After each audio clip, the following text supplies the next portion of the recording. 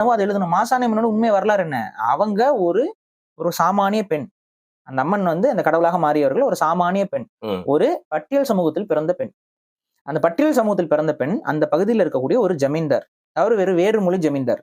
அந்த வேறுமொழி ஜமீன்தாருடைய பையன். அவங்களும் காதலிச்சிருக்காங்க. காதலிச்சதுன்னா அதுல வந்து அவன் கல்யாணம் பண்ணிக்கிறேன் அது இதுன்னு சொல்லியிருக்கான். ஆனா அவங்க கர்ப்பம் தெரிச்சிடறாங்க.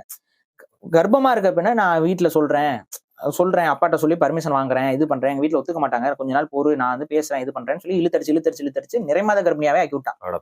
அந்த பெண்ணால இதுக்கு மேல நான் எங்க போய் வாழுவேன், வயிறு பெரிதாயிடுச்சு, இதனால வாழவே முடியாது, குழந்தையே பிறந்துடும் போல, என் குழந்தை பிறக்கும் போது அப்பா பேர் தெரியாத குழந்தைய என் குழந்தை பிறக்க கூடாது, நீங்க வந்து ஏதாவது ஒரு முடிவு பண்ணி நீ வந்து எனக்கு கல்யாணம் பண்ணிக்கோ அப்படின்னு சொல்லி சொல்றாங்க.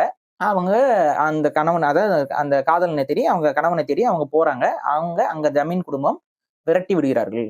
நீ இந்த சமூகத்தை சார்ந்தவ, எப்படி நீ வந்து இவ்வளவு திமிரு எடுத்து ஜமீன் வீட்டுல வந்து மருமகளா உட்காரணும்னு உனக்கு இதான்னு சொல்லிட்டு அவங்கள என்ன பண்ணியிருப்பாங்கன்னு உங்களுக்கு தெரியும். அடிச்சு இது பண்ணி விரட்டி விடுறாங்க. அந்த பெண் வராங்க.